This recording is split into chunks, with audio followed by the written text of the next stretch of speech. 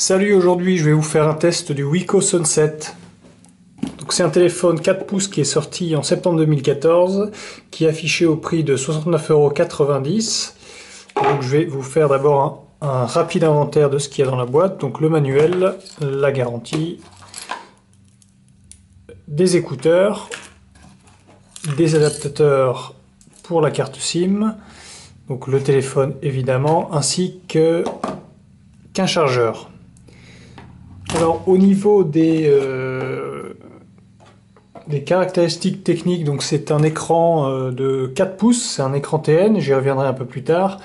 Une caméra, un appareil photo arrière de 2 mégapixels, donc c'est pas beaucoup.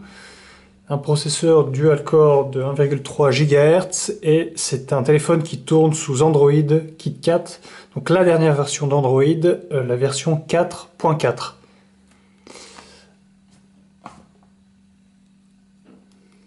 Alors, le point qui peut être bloquant à cet achat, c'est vraiment l'écran. L'écran qui est... donc c'est un écran TN, j'en ai parlé, c'est une technologie qui n'est plus vraiment très courante parmi les téléphones de nouvelle génération. Le principal défaut des écrans TN, c'est vraiment les angles de vision. C'est-à-dire que dès que vous inclinez un petit peu le téléphone, que ce soit en haut, en bas, à gauche ou à droite, on a des angles, on a une vision qui est vraiment réduite. Par contre, au prix de 69,90 €, c'est un téléphone qui vous en donnera pour votre argent, hein. Alors, il faut savoir qu'il pèse 113 grammes, donc c'est vraiment assez léger. Et par rapport au Wiko Sync 5 que j'ai également, et qui est ici, donc je vais vous faire une petite comparaison de taille. Voilà, différence entre les deux, donc celui-ci 4 pouces et celui-ci 5, hein. Voilà, vraiment la différence, on voit qu'il est... Alors, en épaisseur, il est un peu plus épais que le Sync 5, mais il est beaucoup plus léger. Alors, au niveau de la navigation sur Internet, je vais d'abord vous montrer une vidéo YouTube.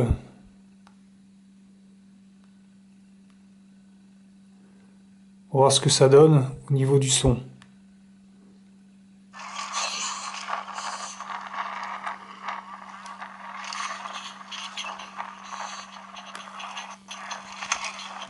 Je vais mettre le son à fond. Yeah,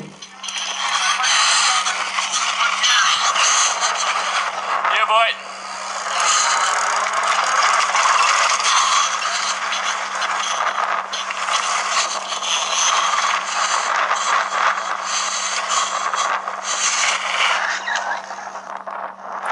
Donc on a un son pour un téléphone de ce prix-là qui est vraiment pas mal, hein. C'est pas un son 3D extraordinaire, mais c'est vraiment pas mal, hein. Sachant que ce sera sans doute pas votre utilisation principale, hein. Ok, donc on va arrêter la vidéo, on va dézoomer un petit peu.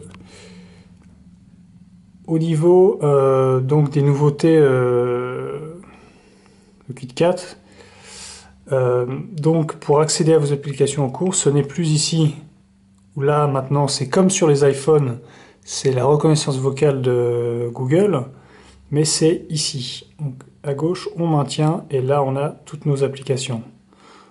Donc, la navigation internet est assez fluide, hein, il n'y a pas de souci. Côté des applis, c'est également fluide. C'est pas une bête de course, hein, mais c'est franchement pour le prix, pour moins de 70 €, c'est pas mal du tout. Question autonomie, on est donc l'autonomie annoncée, c'est à peu près 300 heures en veille et à peu près 12 heures en communication 3G. Donc voilà, c'est correct et c'est conforme aux standards de Wiko, c'est-à-dire qu'eux ils proposent quand même des batteries qui sont assez performantes. Là, on est sur du 1300 milliampères. C'est correct pour un processeur de cette taille-là. Donc moi j'ai fait une recharge hier soir. Je l'ai éteint cette nuit. Là, on est toujours à 92%. Donc, sachant que je l'ai utilisé un petit peu pour surfer sur Internet et installer quelques applis. Voilà, on est à 92%, donc ça a l'air correct. Donc ça c'est le nouveau mode, ça c'est le nouveau menu Android sur KitKat. Donc niveau poids, oui c'est pas mal. Les points négatifs, pour moi donc, euh, l'arrière du téléphone, comme vous le voyez, est assez brillant, ce qui rend quand même assez visible les traces de doigts.